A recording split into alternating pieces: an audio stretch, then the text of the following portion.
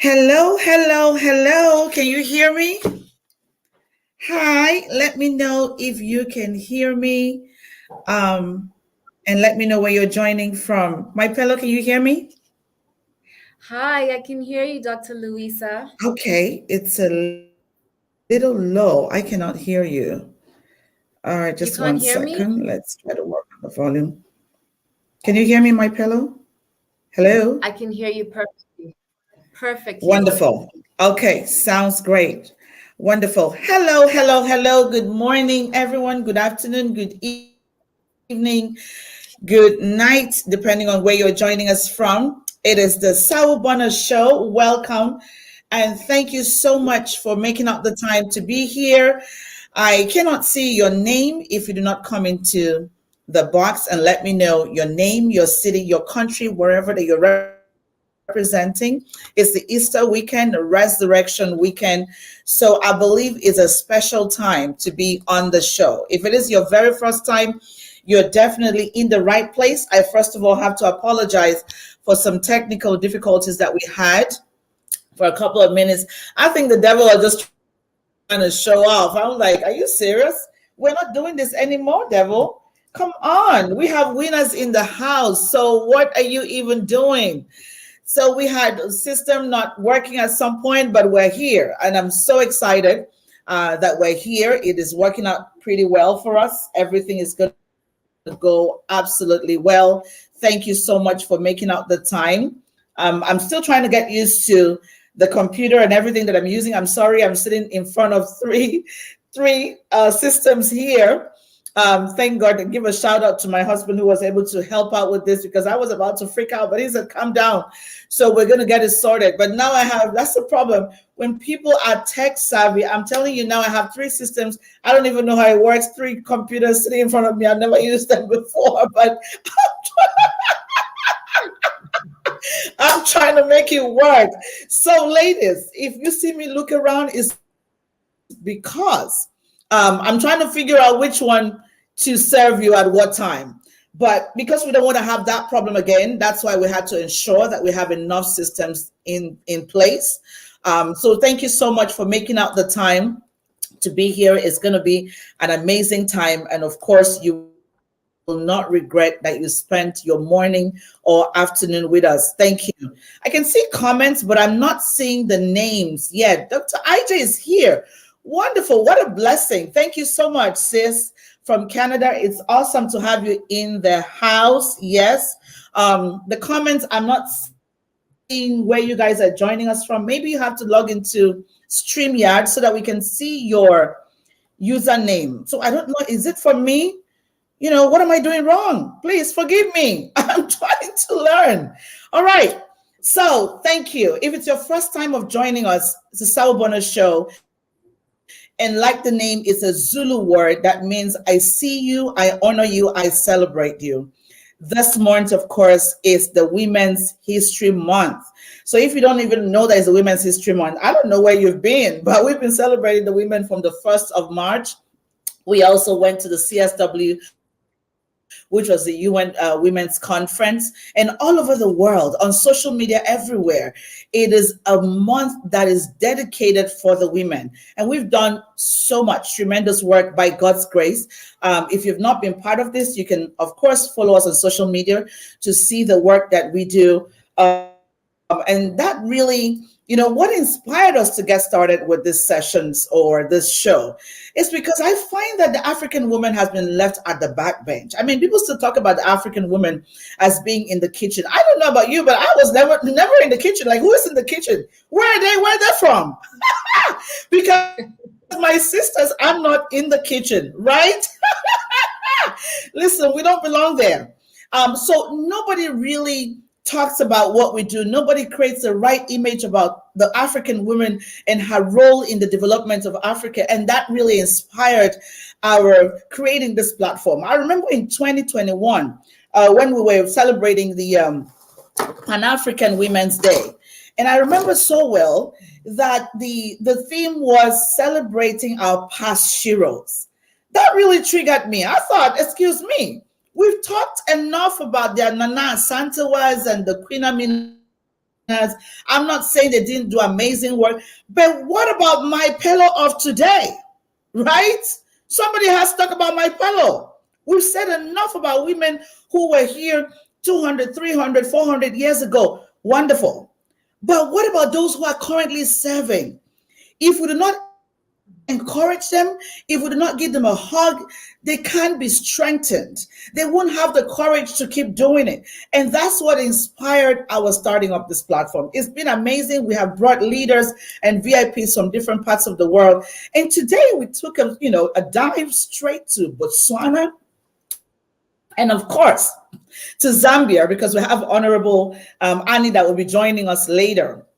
So these sessions are brought to you by Women Who Win Africa, and maybe you're new as well here. Women Who Win Africa is a platform that empowers the African woman to build her leadership capacity in order for her to drive meaningful change, and then of course lead legacies that outlive them. When we think about legacies, sometimes we think about death. No, in Women Who Win Africa, legacies has to begin from when you are alive. So how can you do that? Is by being intentional, right? To develop yourself, to step out to the front line, to just say that, you know what? Transformation, change in my country. I'm right here. I'm going to do it. And so that's what we do in Women Who Win Africa. We have created a platform that empowers, equips, educates, and engages the African woman. So if you're an African woman and you're still feeling like you've been out of the box, like nobody's talking to you, well, stop by, say hello. We're on Facebook, we're on LinkedIn, we're on all the great places. We have a website, www.womenwhowinafrica.com, and come by and say hello. And of course, we will be happy to work with you. So we're going to jump right into the show of today, especially that we did not start on time. So hello, my sister, Maipelo. It's good to see you again. Can you hear me, Maipelo? Hi. Hi. Yes. Thank you so much. Thank you so much. Yes, I think your network. Can you hear me? Your network is giving us problems. I can hardly hear you. Mine. Could it be me? I hope not. I could hear you. Yes. I think you're back. You had actually just kind of zoomed off. But you're back now. Okay. So if my network messes up again, trust me, guys, you guys will have to smack me. I'm serious. That's just going to be too much. So it's so good to see you here, Maipelo. Welcome right into the show. Welcome, powerful woman. Welcome. And thank you so much for all the work that you are doing in Botswana and of course, globally. So, we're just going to dive right into the show. And my first question for you, we try to make it chitty chatty. So it's just pretty easy and just fun. I think that's what our women resonate and connect with. So I think my first question for you would be, Maipelo, what inspired your journey to be this powerful woman? I want to know, how did you get here? How did you get here just being so audacious and just being so influential and just being so powerful and outspoken and just going for it? What inspired your becoming the Maipelo of today? Over to you.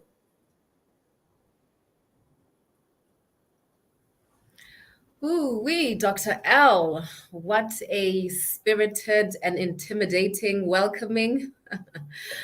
I hope I can live up to everything that you have just described me as. But first thing today, I'd like to take this, yes, technical difficulties I can see, but I'd like to just take a brief moment to, for those that don't know, right now, Botswana is a nation in mourning. On Thursday, we woke up to the sad news that 45 Botswana who were en route to Zion Church, ZCC Church in South Africa, they perished in a very tragic freak bus accident, 45. It has never happened in the history of our nation. So it's a very difficult and sad period for us right now. I would like to take a moment to please, if may, Dr. Louisa, just observe a moment of silence for those that have lost their lives and for their loved ones. Absolutely. I'm so sorry about that. Yes.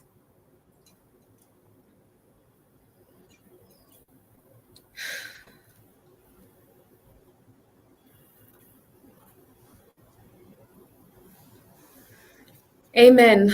Well, all is not lost. In the midst of this freak accident that just took place, an 8-year-old survived. An 8-year-old survived. The bus was completely burned to ashes. I still don't know how that child survived. We can only attribute it to the grace of God. She's 8 years old. I have a teaching on that, on why I believe it's so symbolic that God spared the life of an 8-year-old. I believe it symbolizes us as a nation, that this is new beginning. But it's something that really touched me to the deepest core of my being. So I really had to mention, I wish I could be more excited. I am excited to be on the show, but it's just a very somber moment for us as a nation. But yes, here we are today. To get to your question, how did I get here? First things, I can't hear you. Say that again. Audio.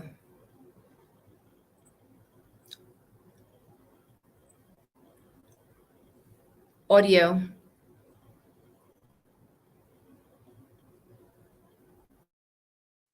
Audio.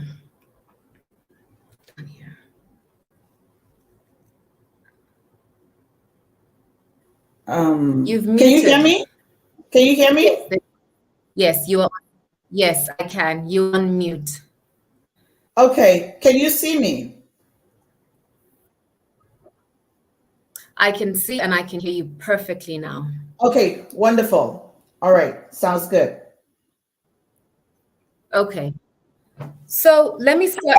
Yeah, let me take it from the top. First thing I need to discuss is that I have never, even in the imagination, thought that I would be here for public office. I tell people that all the time. In fact, some of my classmates watching when I was in university, they're probably laughing like, what? But you want to hear the irony? I actually studied politics. I studied international studies, and I always used to boldly declare in class that, oh, please, I'm not going to run for public office. I'm going to advise these ones that are sitting on these seats. I'm going to be telling them what to do and. But yes, fast forward 2024, here we are. But Dr. Louisa and all the beautiful women, actually, I didn't give a shout out to you. I just want to take this moment, Louisa, daily, genuinely from the bottom of my heart, to give you appreciation and thanks, my beautiful sister, for your continued drive to empower women in Africa and the diaspora. You are just an incredible human being. You put your money where your mouth is. You literally sacrifice. There's an echo. But yes, I just wanted to take this moment to thank you, Dr. Louisa, for your sacrifice that you continue to make for us. And to all the beautiful women that are logged onto this show today, the world over, those who are obviously also watch your stage, I honor you all. You're in my heart, and I pray for you to encounter joy that will remind you that there is so much beauty in this world that is still left for you to behold. God is still crafting your story. You matter. Africa needs you, and the world needs you. With that being said, you asked me a very critical question. How did I get here? And I just explained to you momentarily before I was so rude without even just greeting the audience. I started this journey to run for office not because I wanted to. I didn't pursue politics. That is something that I need to clarify. I didn't pursue politics. Politics pursued me. I explained that yes, I did study politics, but it was not my intention to actually run for public office. That was like something I had made very clear from onset in the classroom. But God always has his plans. The Bible says we may throw the dice, but the Lord fall. So how it all really truly began for 2009. A lot of Africans will be familiar with this name, Julius Malema. So in 2009, I get a call from my agent at the time. I used to do photographic modeling. I went to school in South Africa, Monash. And like I said, I was studying international relations. I get a call from my agent. I used to do photographic modeling. She calls me and says, "Hey, wait a minute. You're studying politics, aren't you?" And I'm like, "Yeah, I am." So she says, "Well, there's this politician who I am coordinating his event, and I thought maybe you could come and, you could help me host." I'm like, no, him at the time, and it's like, well, I needed the money. I was a student and every penny counts. So I'm like, okay, no, sure, I'll be there. Can I invite somebody to come and help me host? Picked up the call. My best friend, a Nigerian, shout out to Nigeria. I've got such support in Nigeria, Dr. Luisa. Like my path with Nigerians, it traces way back from my school days. But yes, I gave her a call and said, "Look, you can make a bit of extra money. Let's go and help host. There's some politician. She didn't disclose his name. There's some politician who's hosting a housewarming." Yes, it was a housewarming, 2009. I think an hour before we're supposed to leave, she gives me an excuse. But long story short, I went. I needed the money. It was my final year of school, and I thought, look, I could network, and you never know where it's going to take me. But I went to that party. He was hosting a housewarming. And, I was just there chatting, and maybe let me not throw in some of these names, but these are people, very influential people in the political space in South Africa. We had a chat with them. There was like different people from different walks of life. And, one of them asked me while we were in conversation and said, "So what do you do?" So I tell them, "Well, I go to Monash." They're like, You're a student? You don't look or sound like a student." So I'm like, "I'm not a student, okay? I'm an academic." I was just trying to make it sound better because there were all these important people. So I'm not a student, I'm an academic. Uh, but yes, so we had that.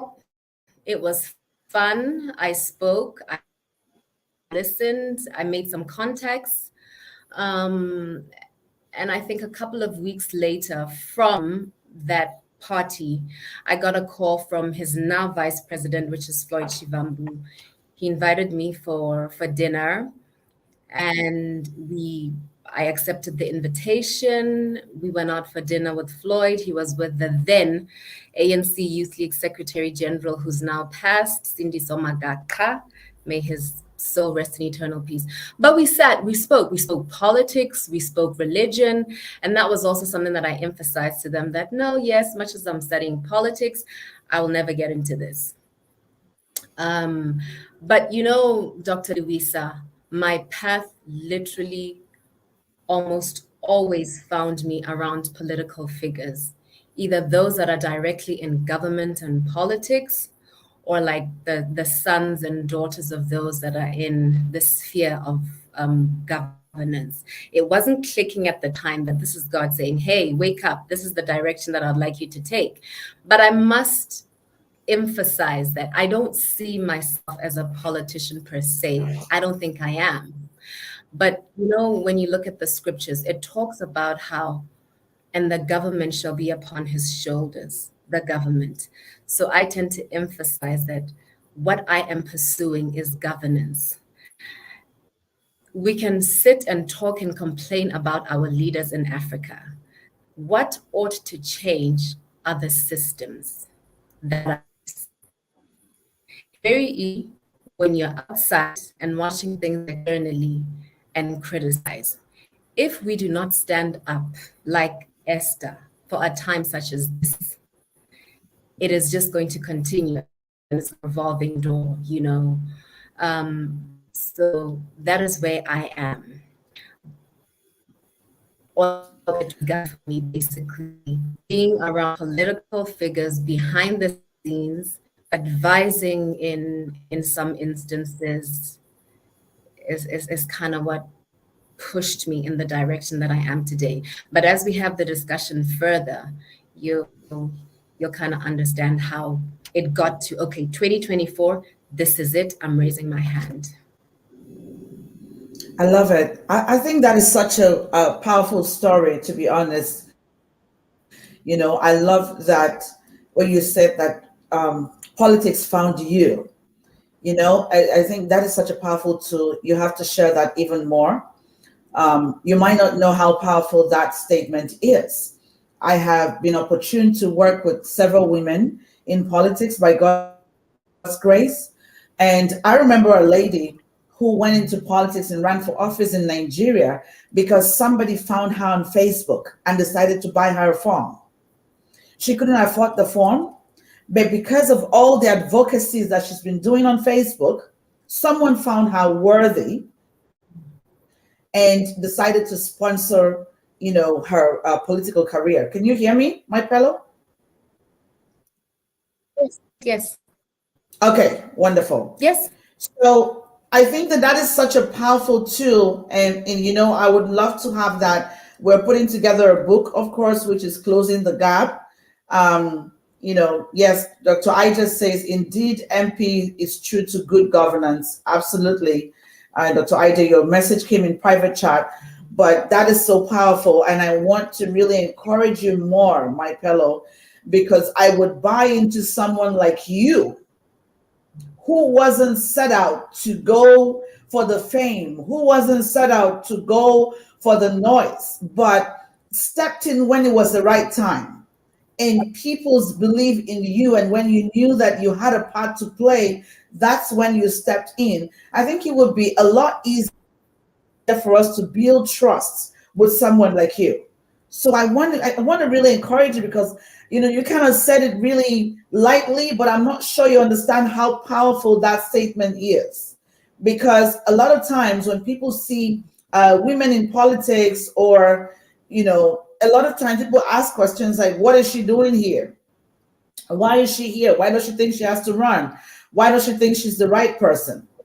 But you have proven us wrong at this time. And thank you so much for sharing that, because I think that's going to inspire a whole lot of people to hear that. You can actually begin from somewhere. It's all about making up your mind to say yes. And so many women kind of struggle, on the sidelines. It's like, can I go? Can I not go? Am I the right person? Would I be a good fit? No, that's not the point. Nobody's talking about good or bad. We're talking about being ready to say yes. And that's what Maipelo did at this point. She was able to step in and say yes. Well, thank you so much, everyone who is joining us. Coach Kemi, it's great to have you. Ellen, I'm so excited to see you here. Dr. Rosita, it's good to have you from LA. Oh, Dr. Chineme, it's good to have you here, my sister. I'm so excited that you made out time to be here. Guys, if I haven't mentioned your name, it's because I've probably not seen you on the screen, but I can see people joining from LinkedIn. Please do me a favor to comment in the box, because that's going to help me to give you a shout out as the queen that you are, because African women are known as queens, right? So when I hear people talk about women being in the kitchen, I'm like, no, in Africa, we're queens. Okay, we are queens. That's what we've been. And that's the identity that every one of us should be able to embrace, because it begins from your identity. It begins from the image of yourself, right? You cannot outgrow your personal image. You just cannot. If you think you're right, you're right, and that's it. That's the level in which you're going to be operating at. But if you think that you're an eagle, you're right too, because that's the level at which you're going to be performing. So you can never ever outperform your personal image. So who do you think you are? How do you see yourself? How great do you think you are? How much do you celebrate you? And sometimes it might not have come with you, but you can begin to do these things like with affirmations, being around the right people, even learning and developing yourself will move you from point A to point B. Well, thank you so much for making out the time to be here. And please bring in the questions that you might have for our guest. It's an amazing time here. This is the SAWUUBOONAA show, like I informed you. And we're going to be taking a deep dive into Maipelo's life. She's such an amazing lady. Listen, I don't want to blow things up about Maipelo. I want her to be able to share it about herself. But, one of the things about her is that she's very graceful, and it's so important. Presence is such a powerful tool when it comes to women in leadership, because just because people have taken it as a joke for so long, it's good for you to show up in rooms like God sent you there, right? There's no mistake. Don't make a mess.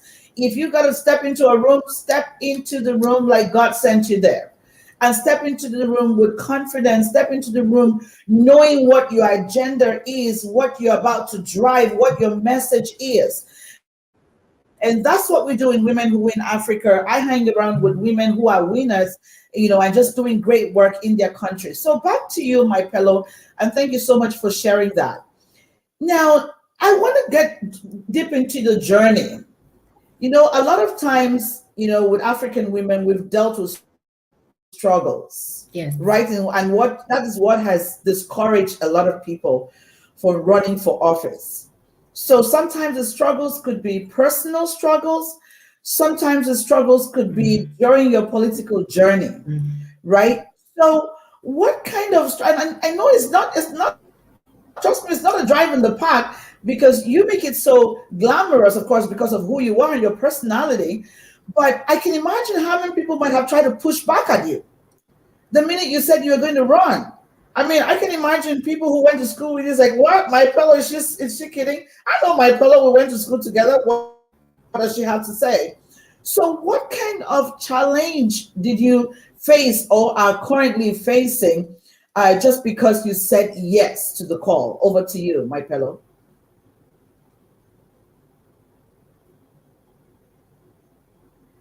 I think the network for Maipelo is really bad. Maipelo, can you hear me? The network is really bad for Maipelo. Hello, you're frozen. Can you hear me, my sister? Hi, you're back. You completed. Did you hear the question, or do I go on it again, please? Please do. I didn't hear the question, but on my end, everything seems to be okay. But please, my apologies. Could you ask the question Fine. again? Yes. So my question was, I said, it is great that you stepped up to run for office. And a lot of times the things that discourages women are the different challenges that they face. Sometimes it could be personal challenges, and sometimes it could be challenge on your political journey. So which of them have you experienced, and could you share how easy or how difficult has it been since when you stepped out to run? Over to you.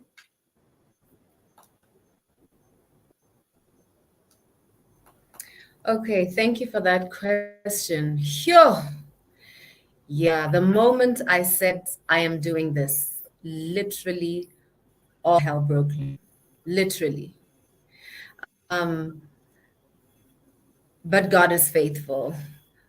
I'm still here. I've got no intention of backing down. But the first thing I would like to share with you, even before I do where I am now, can I kind of start with my thought process so you have a better understanding how I got to where I am today at this point in time? So I would like to quote Revelations chapter 17.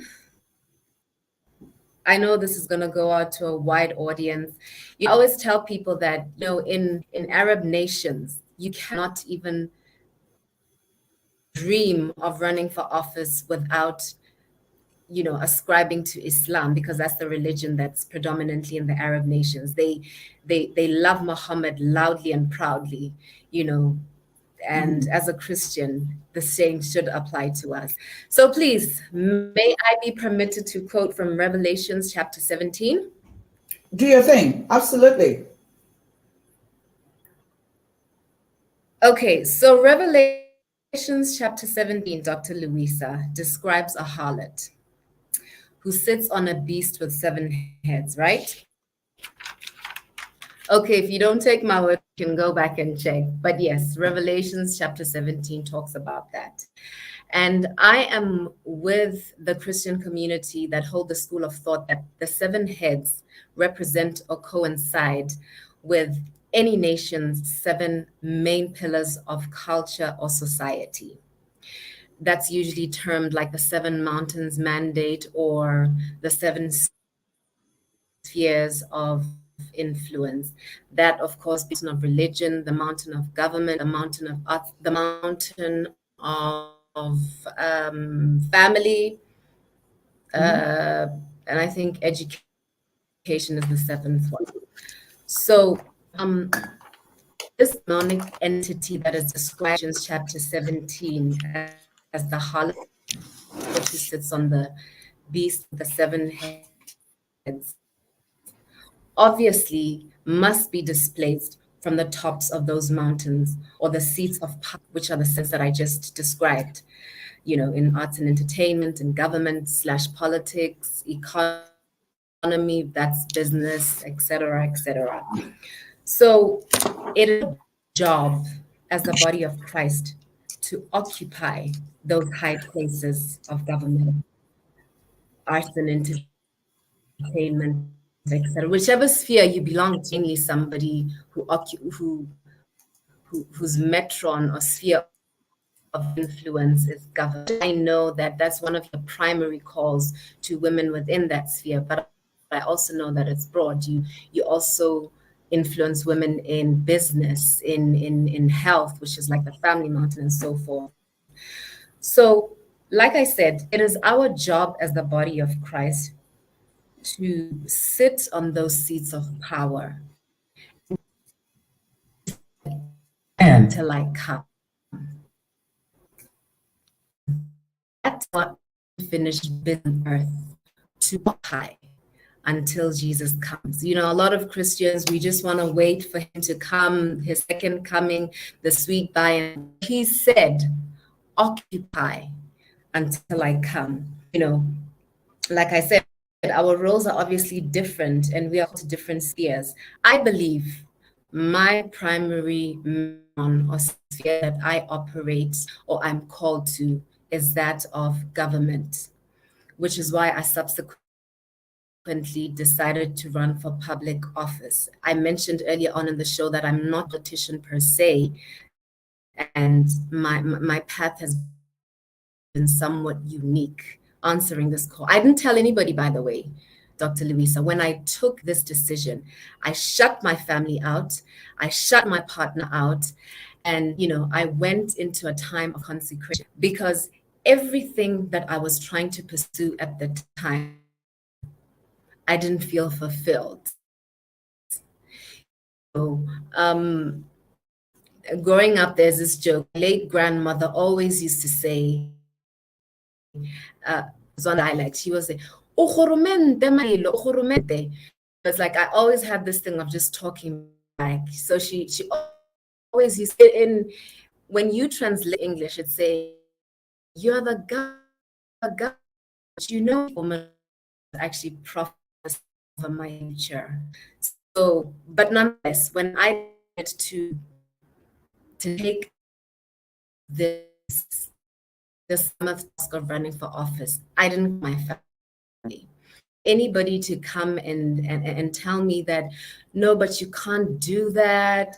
That's not you as a family, do this, do that. It needed to be a decision that I make on my own with God. So I shut everybody out. I shut family out. In fact, was just speculation in the media and so I want to make that one abundantly clear that this journey that I took on my own, and I didn't consult anybody. I was prepared to lose everything and everyone in the process of saying yes to God in some instances.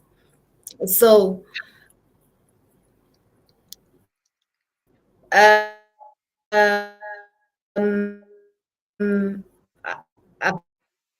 lost my train of thought, but I think I'm trying to bring you in mind. I knew that our goal was to obviously occupy these spheres of influence. You know, you start somewhere. You start somewhere. You know, you have this thing of always saying that do something, you know, be part of a political party. You can start serving there. And that was initially what I wanted to do. I kind of like I was, you know, trying to, well, let me join and see what happens. But because this was the opportunity for me, I found myself literally having to be at the forefront. But I can't say about that yet because we are about 3 weeks away from that hurdle first of primary, and yes, at the should be able to say or not. Maipelo, your connection is really bad. Not Can to you lose. hear me? Like, Can you hear me, Maipelo?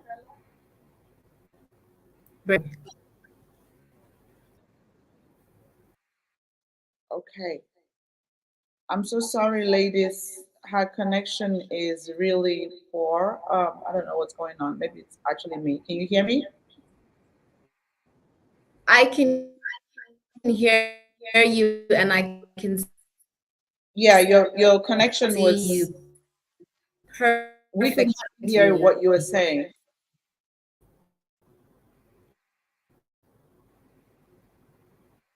Yeah, your connection is frozen.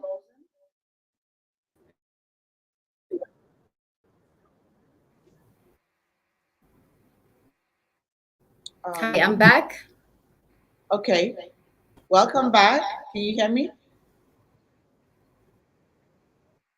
Yes, I can hear you. All right. Yes. Your connection was kind of in and out. So we missed you. The last bit of it.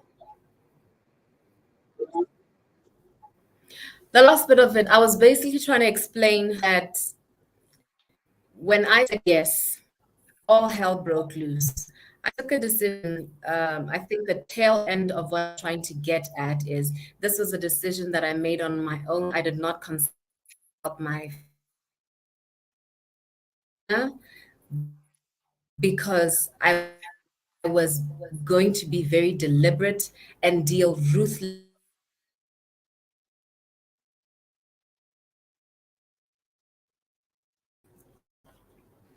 Okay. I'm not sure what is I can happening see, right now. like, I can, Okay. but I think we're back. Yeah, coming from your end, it's okay. It happens. So it's just a bit you talked about, all hell broke loose when you tried to run for office. So that's the bit that we want to know. Yes. Not exactly what you're experiencing, especially with family, with supporters, or with people that you thought would sponsor you. What was the experience? Ooh, even before we get to the aspect of it.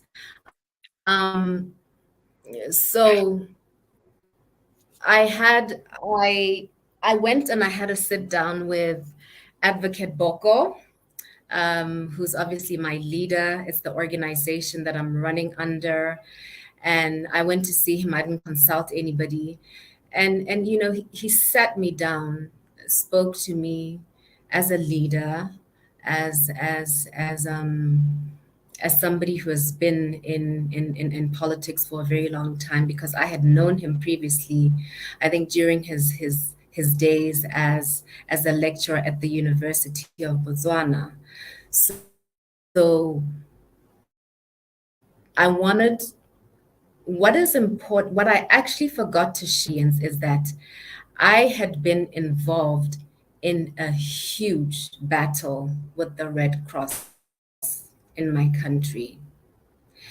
Um, I don't even think we have time to get into the details, but I have my team who was backing me as well, which is underprivileged people.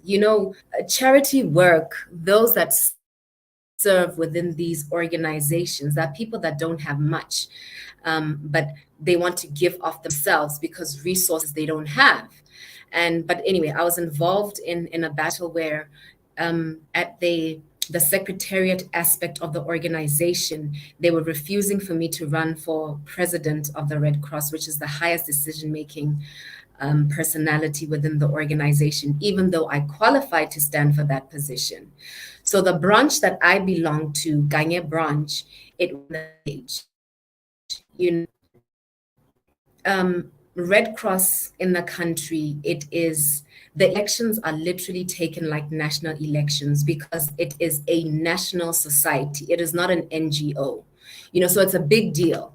And when I took on this task to challenge, they vetted me out of the process. This is the secretariat aspect. That's what I know. If there was other things that were taking place behind the scenes, if there were others that were involved, I don't know. All I have is hearsay.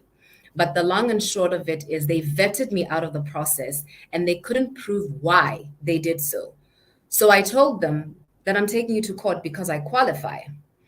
And I did just that. They roped in like one of the biggest advocates in the country, biggest law firm in the country, an advocate. And I just brought in somebody who, it was literally a story of David and Goliath, but I prayed about it. I had to sit down with my family. They supported this, because this was about humanitarian work, which forms part of why I'm running for office, by the way. So I was involved in that in that battle, and everybody's like, "Oh my goodness, you're wasting your time." There is no way. You are taking on practically, it seems like, the government. I was taking on the secretariat, the people that vetted me out of the process. But because it's a national society, it was deemed as that. My conscience told me, my branch has selected me. There are all of these people that are backing me. Why do they not let me run? And if they are so sure and so confident that I'm not going to make it, let me run. But they didn't want to do that. They didn't want to take the chance. I was asking questions.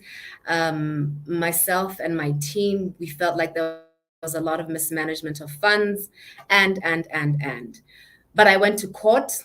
Each and every single battle in the high court, I won.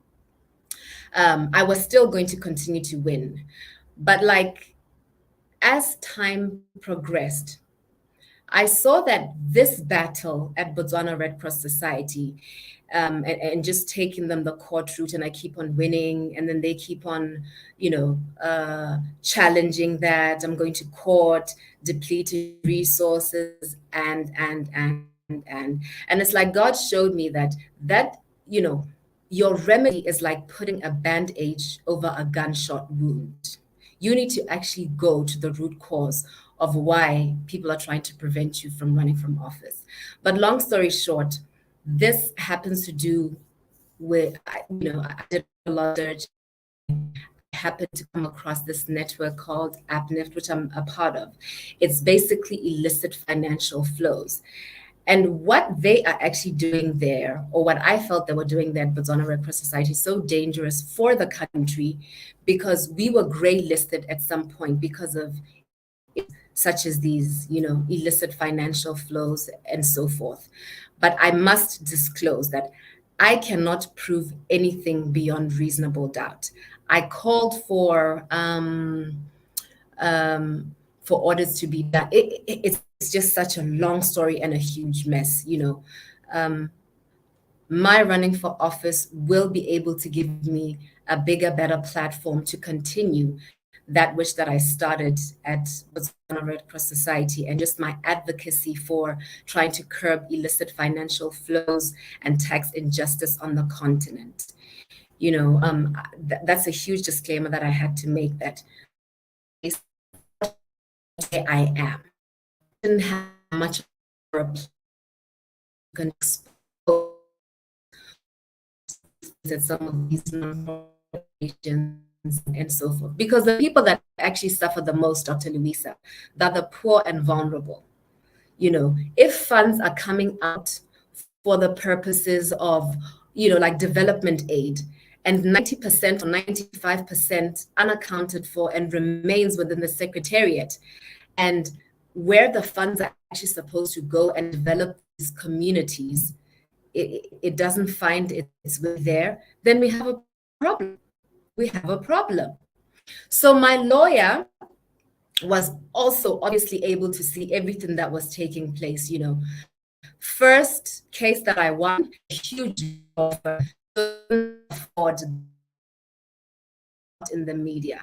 They couldn't afford the public, pulled out from the case, and then they got in another. He's still quite a legal heavyweight, but we continued to win. I think the third interdict that I was able to do, that lawyer actually came to me and said, "How did you do that? Managed to stop or interdict elections 3 times. That's unheard of." And he congratulated me, of course, was about it. But yes, I decided to pull out of that and just take it a top notch and get to where I am. So I was initially going to run in that area. It's a village. It's where I come from. It's a home village, my home village called Ganya. I was going to run there, which is, like I said, a continuation of the battle from Red Cross.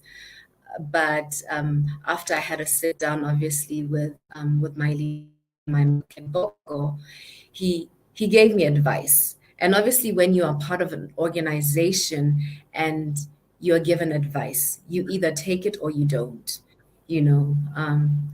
But I took the advice that, no, maybe you should run in the urban area, because in the village, it could pose a bit of a challenge, But yeah, so here we are. And I was not, they didn't roll over the red carpet for me. I was met with such hostility. But the most painful part for me was the attack I got.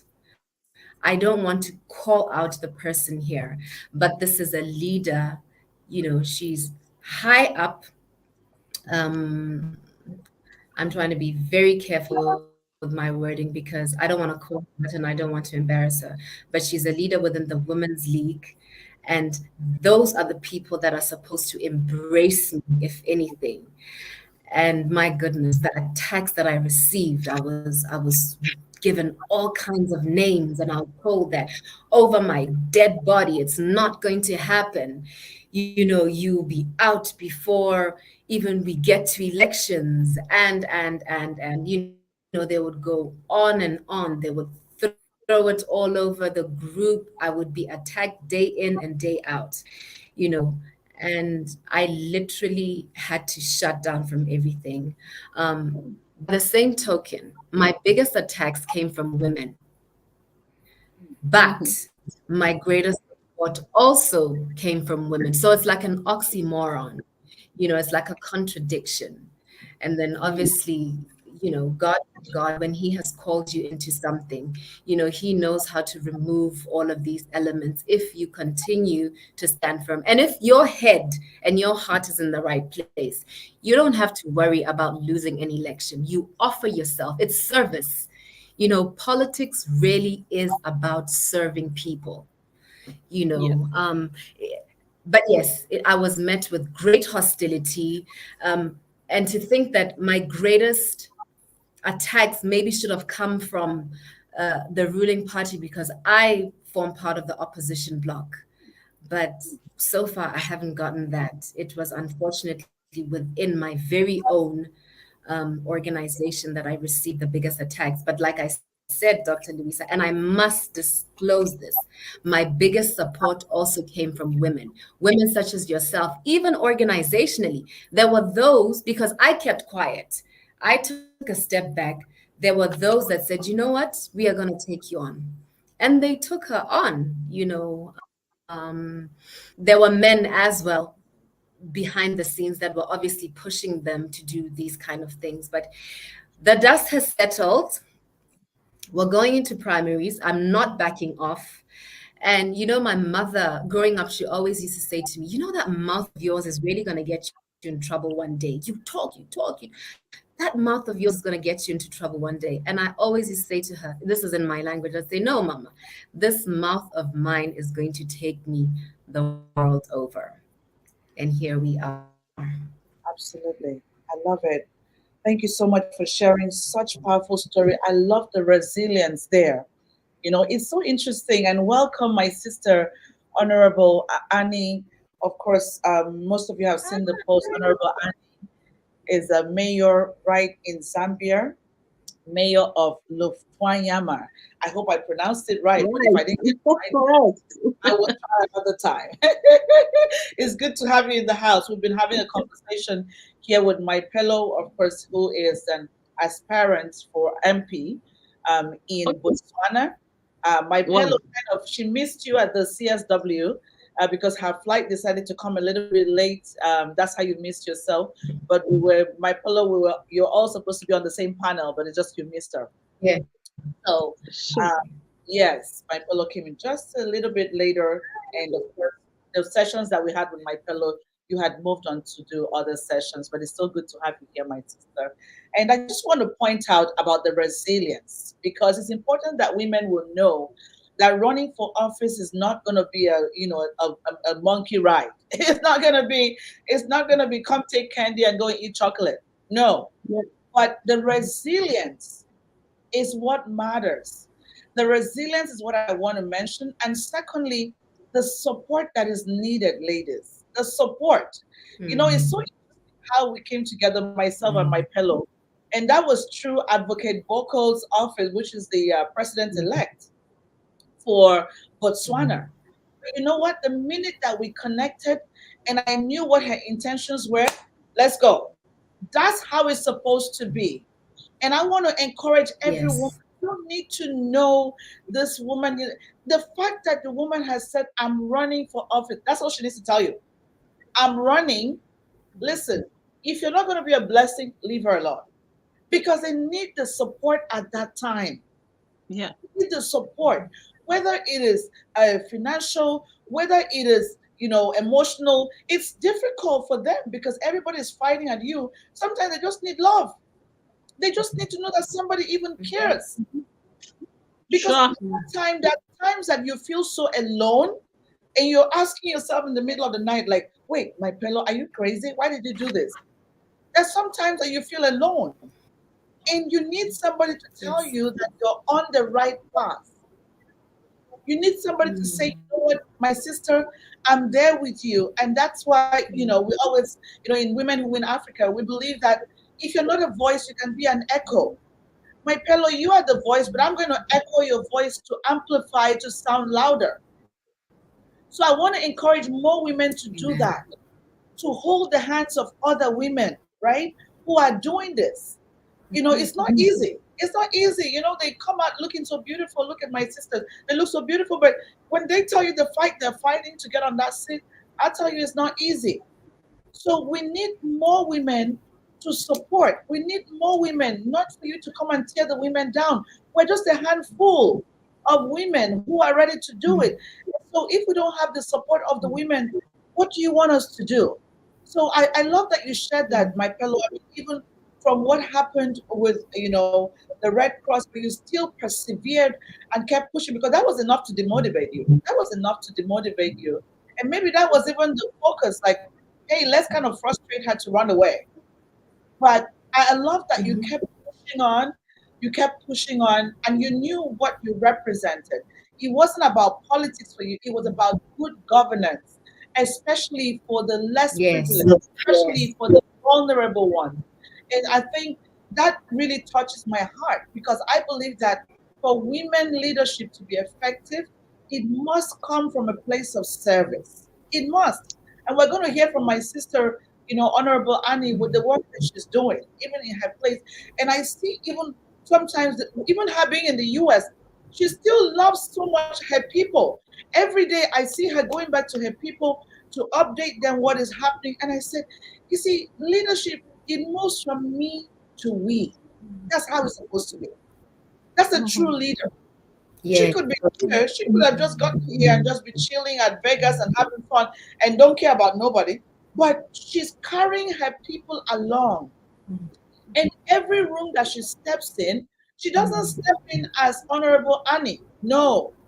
She steps in as the people of Lufwanyama, that she's going to be like, these are the people that I'm representing. She doesn't care about herself.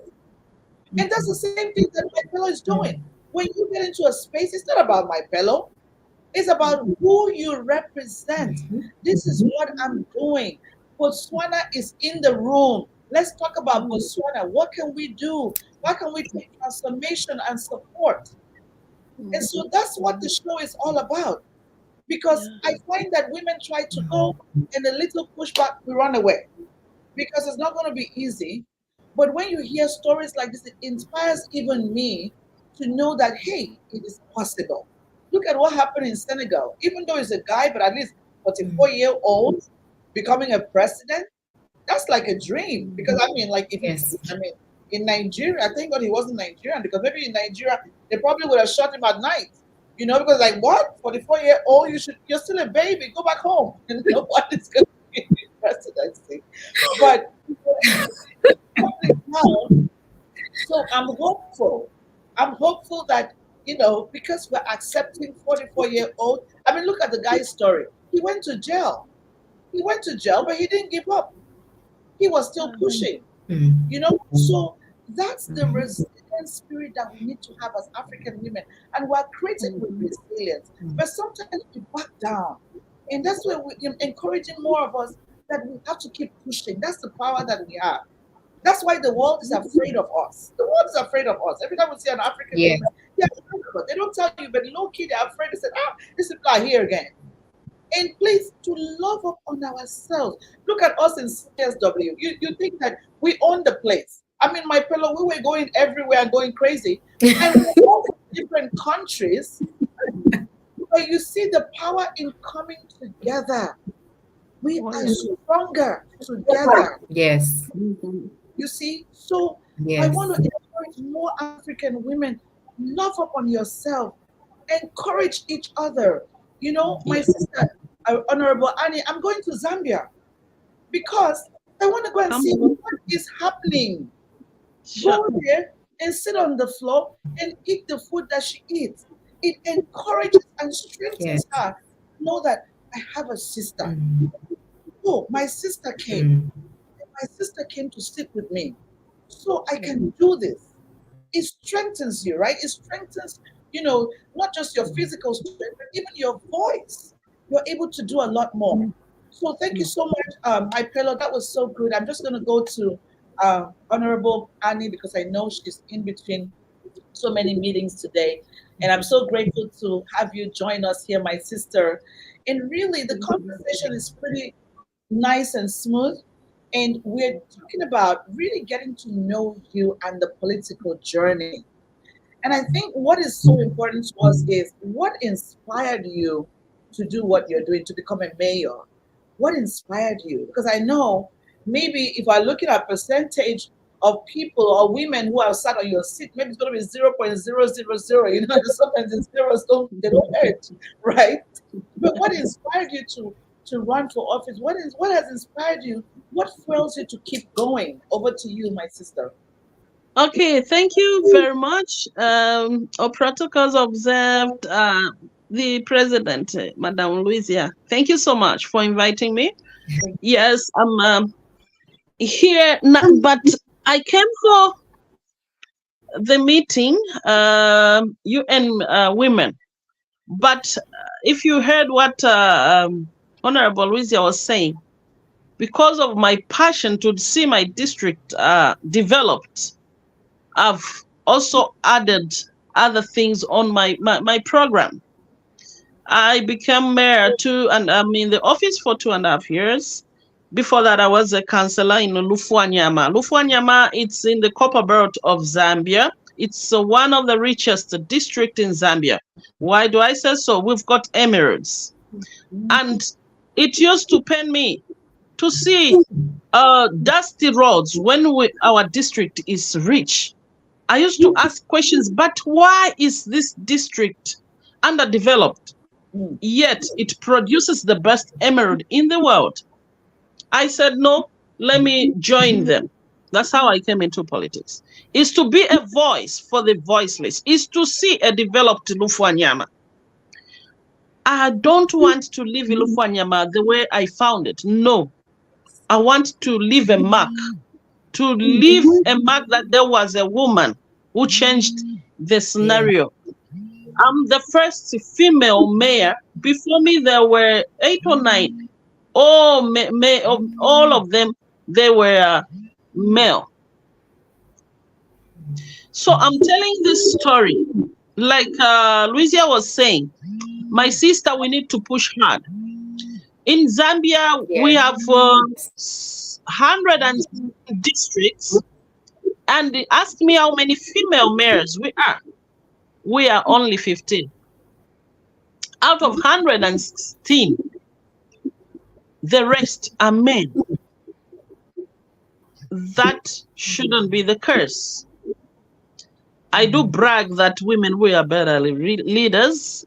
Argue, or you want or you don't want to hear that. It's the truth of the matter.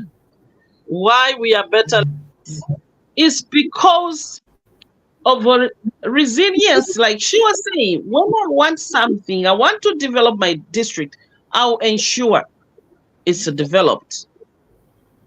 While in the US, I'm looking for investors who can come and develop those mines. Out of 400 mines, only 2 are operational. That shouldn't be the case. I would love to have even 50 mines being operational. That will change the economic state of Lufwanyama. My youths will find employment. Even the women. I'm really passionate about women empowerment and the youths, because they are the future leaders. After we are gone, we'll give the mantle to our youths. So I'm saying, let's unite as women. Let's hold each other's hand. Me, I don't care what party this one belongs to. As long as she's a woman, I'll support her. Yes. I'll support her. I don't like, you're opposition, you are what? No.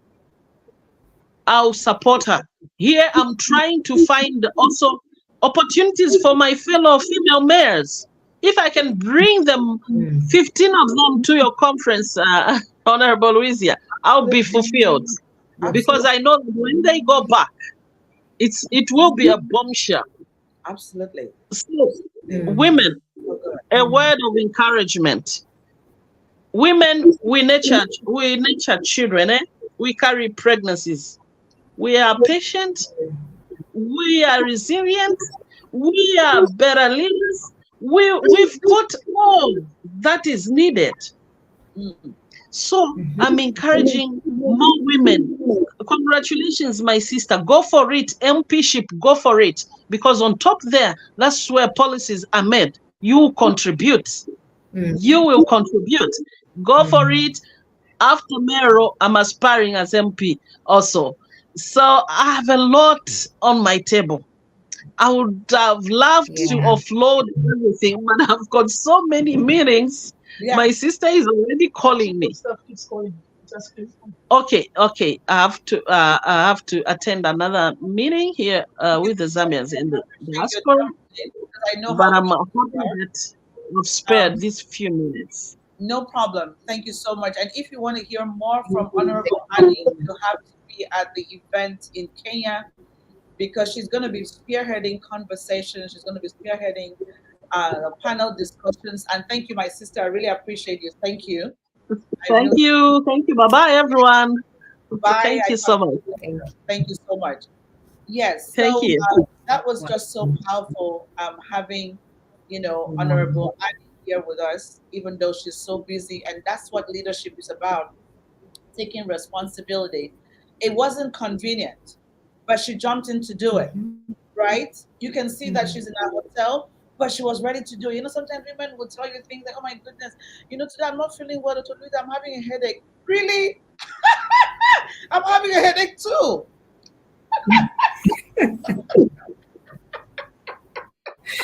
Yeah. It's always going to be easy. I remember what happened in the CSW. Sometimes we walk so much you can't even feel your feet.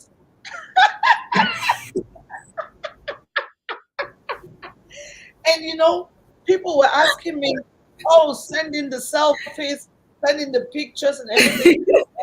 If only you know what we're doing here.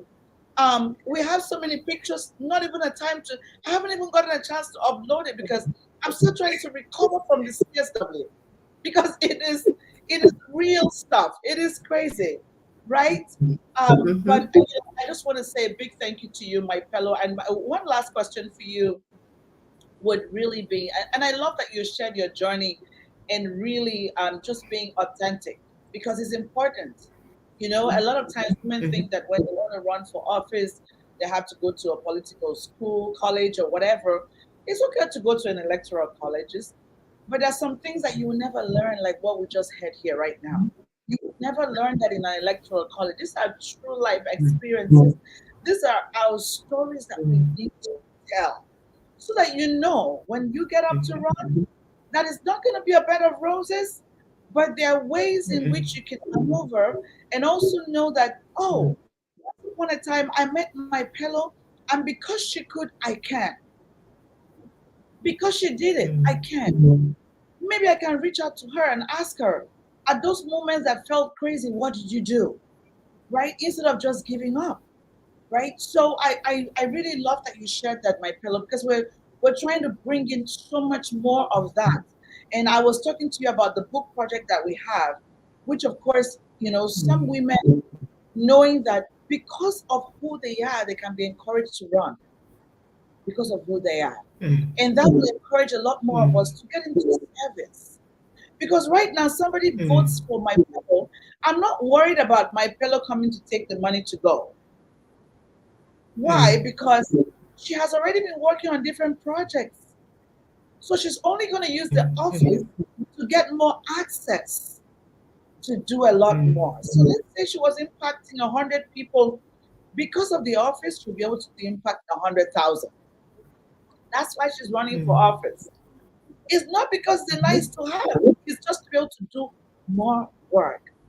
So my sisters at home, my question to you is, what are you doing to change the life of the person next to you?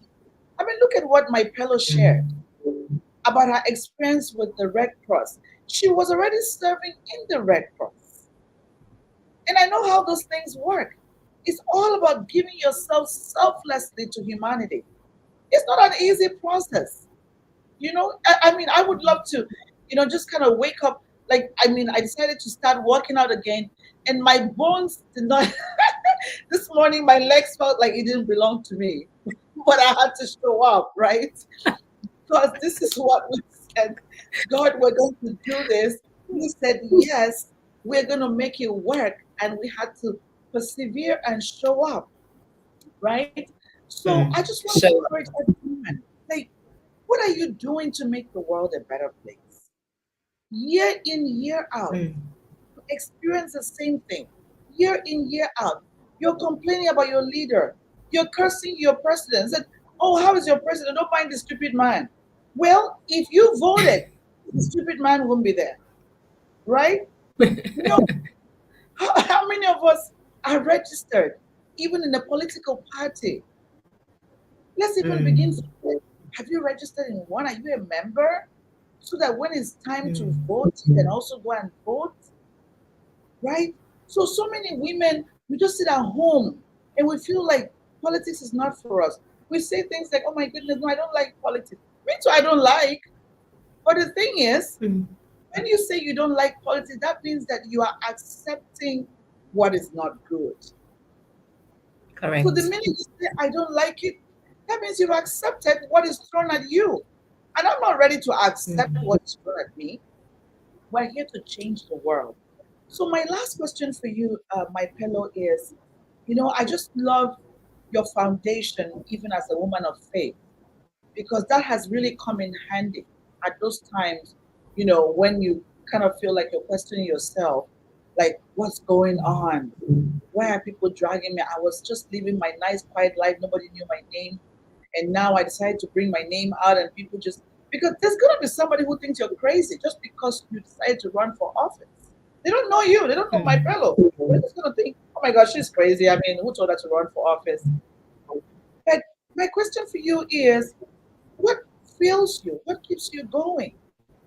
What fuels you? What makes you know that you are in the right place? Even when those moments, when those thinking begins to come, I call them stinking thinking. Sometimes you just sit down, you hear voices, like, why are you doing this? You should be doing this. Mm. What keeps you going? What keeps you going, my sister? Over Mm. to you. Whew, thank you so much for that question. But I would like to ride on what Honorable Annie just said. I absolutely loved the fact that she emphasized, I'm not party this, party that. I encourage women from all across the political divide. And that is who Maipelo is as well. I feel like parties are the vehicles. You can come into legislature through the Blue Party, which is the party that I represent, or Yeah. through the current governing party, which is the BDP. And I said this at the beginning of this talk that I believe I transcend beyond party lines. Mhm. My calling, when God called me into this, He never told me that He's calling me into this to dislodge, um, say, the governing party or this president, but He simply said to me, I want you to be a voice to the voiceless. So it really came naturally for me. It's not about party lines. I transcend beyond that, and I really truly believe that I am like a bridge between the blue, the reds. There's also lime in the country, and there's also orange, I think, which is the BMD, and so on and so forth. But my heart is really towards women. Dr. Louisa, you spoke about what women are doing. What I found when we were serving within the Red Cross, I was with these women. Yes, they might not have had those degrees and so on and so forth, but these women that were known in the community, anything that happens, if a fire in that village, if there's a fire that happens, the first respondents are these women. They would go to khotlas. Khotlas are like, how do I explain what a khotla is? But it's like these, it's like a gathering of the chiefs, just community leaders in a village. Yeah. They come and deliberate on issues of what's going on in the village. But they would be like the first respondents. They would be doing the work that councillors and members of parliament are doing. I actually encouraged them. I said, you know what? When we were deep in this Red Cross battle, I Mm. said to them, do you realize what you're doing? You're actually in governance. You know the structures. You know that it's village development community. They are part of those. They're part of the village development communities. Councillors, mayors, MPs depend on these women to give them information of what's going on in the ground. So I encouraged them. I said, why don't you run? Why don't you run for office, starting at the very least as a counselor, because that's what you're doing. But I think they needed to see me lead, come into the forefront and say, okay, you know what? I'm doing it. And then I'm really hoping that they come after me. But yes, I just had to emphasize that I love what um, Honorable Annie just emphasized, that it goes beyond party lines. What we are supposed to do, irrespective of the political organization that you represent, you are supposed to come together to do policies and pass laws, all to benefit your people collectively. And that's really what I'm about. But what keeps me going, Dr. Luisa, I must say, when I was going through that period where it's like I literally had an emotional shutdown, when the hate was, it was just very intense. I'm a very strong-willed person. I really am. But Dr. Luisa, I'm not trying to throw this out there and be, maybe, I don't want to sound rude, but I don't need to be doing this. I really don't. The family, the background, the relationship that I had also had to, in a way, sacrifice, because I said I am doing this for the community, for other women out there, but the most vulnerable, because I really, I really believe God has called me to uplift the most vulnerable.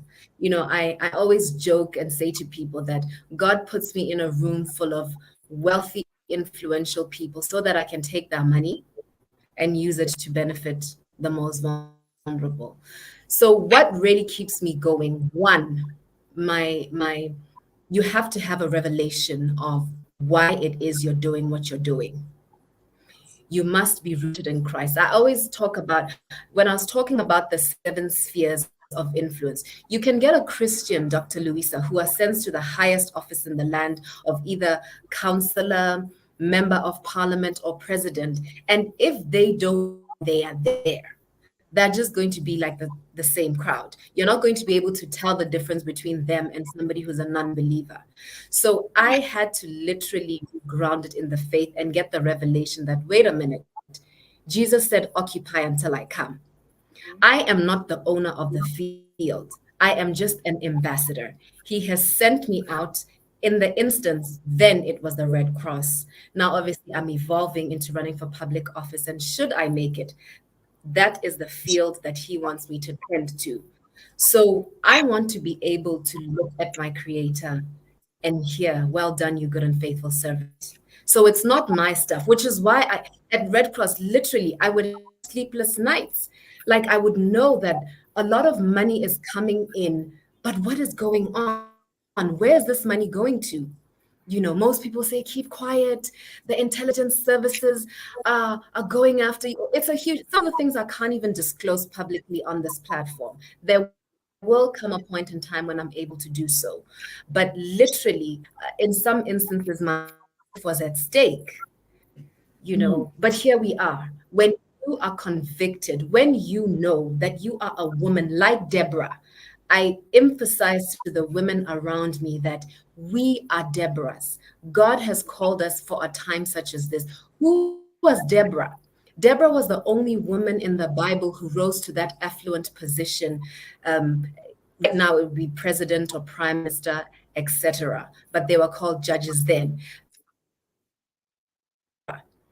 It says, and Deborah, she was a prophetess, the wife of Lepidoth. She was a judge. It finds her in 3 different aspects. But the first point of departure is the Bible defines her as a prophetess. That is her spiritual authority, a spiritual stance. So it's very important, even before you begin any project or assignment, you must be rooted in whatever religion that you believe in. I obviously ascribe to the Christian faith. And then it goes on to describe her as the wife of Lepidoth. I was listening to you joke and say, who wants to be in the kitchen? I'm not going to be in the kitchen. But it defines her as the wife of Lepidoth, maker as well. She does go to the kitchen and cook for her husband and do all the stuff that a woman is supposed to be in the home. And the third definition of her is that of a judge. So that in essence is God, family, and country. So that pretty much is what really keeps me grounded. The fact that I believe that God has called me into this space for such a time as this. God has put us, my family supports me best as they can. I'm not going to lie and say they are elated and happy and want me to run, but it's like, you know what? You're old. We can't get you to do what we want you to do or what we thought was your path. So I still have a family that love me, even though I'm the black sheep of the family right now. They won't get it now, but later they will. And the network that God has connected me in the past. I spoke about how before I got the revelation that I actually should run, I had a lot of women that were already in this sphere of governance that I was connected to. There's another woman as well called Dr. Lickfield Chabalala, anti-apartheid activist. She's a woman that when I told her, this is what I'm doing, she's like, you're only getting it now, baby, 10 years later. So I have her as well as a support structure. And of course, you guys, Dr. IJ, I'm going to call them all out, Adrian, and, Debs. Like, you're right. CSW was insane. I've never come across women that don't sleep like you women. And I believe that, God knows the kind of energy I'm going to need. So what he tends to do is he'll put you around people that he knows, okay, get used to 4 hours of sleep and 20 hours of work, which is literally what was taking place in New York. I came with my 7-inch heels, because I'm such a lady. I'm such a chick. I believe that women can wear all of these different hats. You can be whatever you want to be outside of the home. In fact, I advocate for that. I believe that, we need to intensify women we need to intensify, investment in women's human capital. We need to encourage women to work out of the home, etc. So we can actually do. We can be wives, we can be mothers, we can be political figures, we can be entrepreneurs, and New York was a very good place for me to say, okay, no, now you're in it. I think the heels obviously had to go off, and I came in with my 7-inch heels and went out with my sneakers, which I don't have many of them, but I'm investing in that. So yes, faith keeps me grounded, a good support structure of women such as yourselves. And God knew that you guys are exactly what I need for the next step of the journey. So thank you to all of you. You know who you are behind the scenes. We've got Dr. IJ, we've got you, Dr. Louisa, we've got Adrian, we've got Debs, and etc. Others that, I will name at a later stage. I love it. Thank you so Support much. Thank you. structure. Yes, thank you for sharing. Some of you might have seen my post, or if you're just joining us for the first time, it's the SAWUUBOONAA show. I don't know where you've been, but you're a little bit late to the party. But you can watch the replay. It's been great contents and knowledge that has been shared here by my sister Maipelo from Botswana, who is an upcoming MP. Yes, we speak into existence. We don't have time to be doing the aspirant thing. So she's coming into office and going to be doing amazing and powerful work.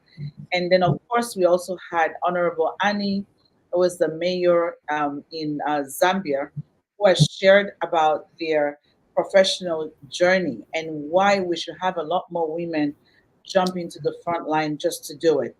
I remember that sharing my posts, earlier on this morning and talking about coming in to meet a star. You will agree with me that these women are superstars. They are. They're just amazing. Mm. Look at the work that my pillow had been doing through, the Red Cross. And I didn't even know about the work she was doing with the Red Cross. But there was something about this lady that she just radiates from inside, and her love for people, her love for humanity. That doesn't just come. It's not something you're going to pick up in the grocery store. It comes from within.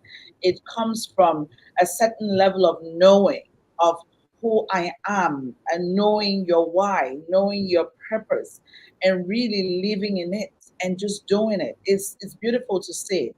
And I love when you shared, my pillow about how you don't have to be doing this. And it just kind of reminds me of the story of Jesus. And I just keep joking around and said, Jesus is my guy. That's the language that Nigerians use. Said, my guy, who's your guy? And I said, Jesus is my guy because he didn't need to die, right? Why should he be dying? Hello. I mean, if some of us were Jesus, we would have had an argument with God. Like, hello, excuse me, you can't give me all this power and ask me to die. You can't let these people drag me on the floor. And he would have taken a different turn. But it required humility. It required him knowing why he was here, what he was called to do. He went through all the blaspheming. He went through all the betrayal. I mean, look at Judas. Like, are you serious, Judas? Really? Like trying to measure up who Jesus was and his worth and his value with how much money, right? So it's just interesting to see because, even as people of faith, I want us to take the time this period, to reflect. Because, I mean, my fellow, look at yourself, even in the story of the resurrection. Look at that. You talked about times when you just felt like you wanted to just kind of, let go, but you remembered the three things that kept you going. And every time that you remembered those three things that kept you going, you knew it wasn't about you. You knew it was about something greater than you. It wasn't about whether my pillow liked it or not. It wasn't about, when we look at the story of Jesus, it wasn't like, it said, oh, his clothes were taken from him. He was dragged on the floor. Nobody cared, even if we're going to show his nudity. I mean, these people made so much of a jest of him, right? Putting a crown on him and giving him a feeble plant to hold. A lot of disrespect, right?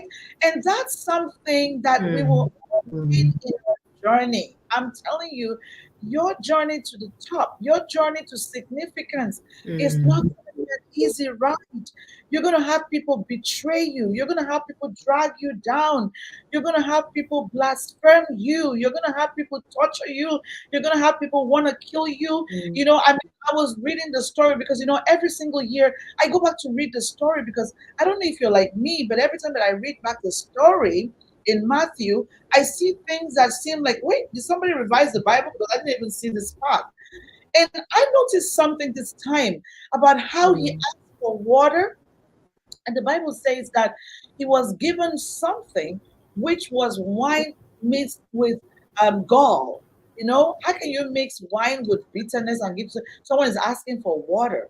But that was like a reality check for me because sometimes the people who are beside you, my sister, they might be giving you the same kind of thing that was given to Jesus. You have to be intentional about building relationships. You have to be intentional about being in the right spaces. You have to be intentional about knowing who you are and whose you are and what your assignment, your why, your purpose is very important. So that when you ask for water and Sister Mary shows up with wine and gall, you're like, sis, not today. Not today. I know why I'm here. Not today. I know what I'm called for. Not today. It's not about me, but it's for something greater. So I want to say a big thank you to you, my pillow, for really getting up to show that it is possible. And of course, I am clapping for you 24/7 and just looking forward to when we're going to have a pre-dance in Kenya, and then we're going to have another dance in Botswana because it's going to be dance of winning. And if you're just watching this, I want to encourage you that even you're in Botswana, we have so many Botswanans in our community. Please look out for my pillow. Watch out, watch out. That's the star coming. And you need to support her. You need to work with her. You need to, even when you see her flyers, we'll be sharing her flyers. You need to repost it. You need to send her a message. You need to say something good to her. Just let her know that, you know what, we're in the same community. My pillow, we love you and we're here for you. She just wants to hear that. She needs to hear that. So that when the people around her are offering her the glass of wine and gall, she's like, Sister Mary, take it home. I have my sisters.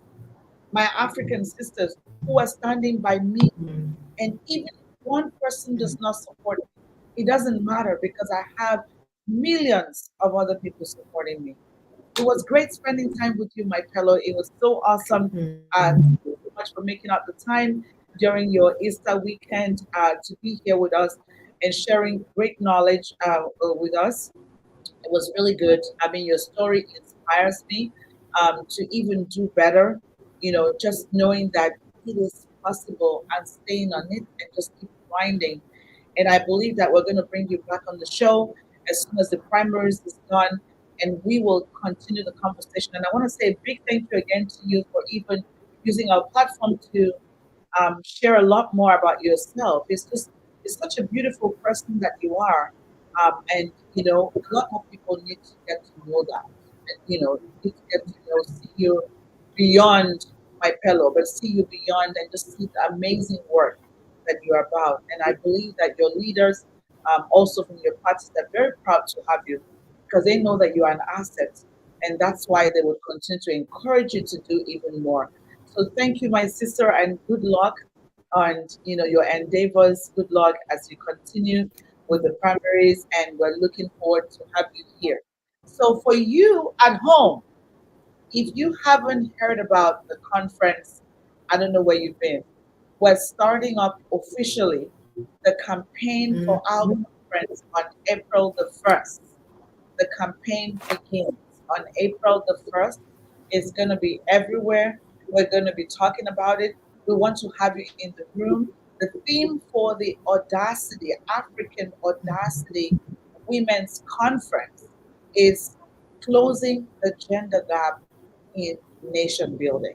And we'll continue the conversation. And that's what we're doing here on the show. We'll continue in person. You'll be able to connect with these amazing ladies. I mean, I can imagine if it was in Kenya now, you'd be able to give my pillow a hug, right? But come to Kenya, you would hear my pillow share even a lot more about what she's doing. Other leaders, you heard our mayor, they're all coming from different countries in Africa. It's going to be mind blowing. I mean, even till today, we're considering to change our location because the interest that we've had from the CSW, even without us starting up the campaign, is just humbling. And I think that it is a conversation that people have been Mm. looking forward to. So you're going to have heads of states in the room, you're going to have first ladies in the room, you're going to have MPs, senators, mayors, everyone is going to be in the room. So if you've ever Mm. imagined whether you Mm. could do it, if you've ever imagined whether this is the right time for you to run for office, if you've ever imagined whether you could serve in your own space, and it's not only going to be about politics, we're going to have conversations for women in entrepreneurship, women in tech. We had Dr. Chineme, who was Mm. here before with us, and we're bringing in women in the medical space. Yes, there's a lot of gap that exists there. Mm. So this conversation is going to be amazing. We're going to be celebrating women. We're going to be restoring the art of honor by giving out awards to women who are doing amazing work. So all of those things, everything will be coming out. And please pay attention and stay glued to our website, stay glued to our Facebook page and community, so that if you have this amazing woman who's doing great work in your country, you can come in and just nominate that person. Why not? It doesn't matter who it is, especially people in the grassroots level, the voiceless, are those that I really want to hear about and bring them up to encourage them and give them a pat on the back that, hey, sis, we see what you're doing, we celebrate you, and we honor you. So please, our conference is coming up in July from the 2nd to the 5th. And like I said, from April the 1st, you're going to see our beautiful flyer being launched. If you haven't seen it yet, those who were in CSW saw it. And I'm telling you, it's mind blowing. I'm not even bragging, but it's Mm. beautiful. And it is something that you want to be part of. And Mhm. you need to be an advocate for us to, share our story and talk about it and even, introduce us to a lot more leaders in your community. We want to connect with them. It's been amazing. And I look forward to seeing you next week, Saturday, as we continue the conversation on SAWUUBOONAA. Thank you so much. I'm so sorry that we had technical difficulties at the beginning, but if you kind of lost some bits and pieces. Please go back to watch it. And that's why we must have more women handling this whole tech thing, because I don't know, maybe because we have men who are running the companies, that's why, the whole thing is breaking down, and the network and all that. We should have more women in the space doing it. Maybe things will run a lot better. But thank you so much, my sister, my fellow. I love you. God bless you and strengthen you to do the work ahead. Thank you so much. Thank you so much. One parting shot. Yes. Can I have one parting shot? Yes, absolutely. Yes, I would just, we were just skimming the surface. There's the passion areas, obviously, that I concentrate on. Empowerment of women. I know it's like we loosely throw that around, but I actually do have a plan. But obviously, this will be discussed in Kenya more in detail. But my passion areas are that of empowerment of women, development of youth, and curbing illicit financial flows and tax injustice in Africa. I want to take this opportunity, obviously, to thank God for trusting me with such a mammoth task.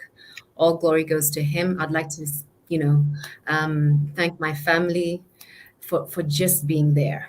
They don't get it, but they're just there nonetheless. I would obviously like to thank Advocate Boko for trusting me. He really, really pushes for women to just get out there.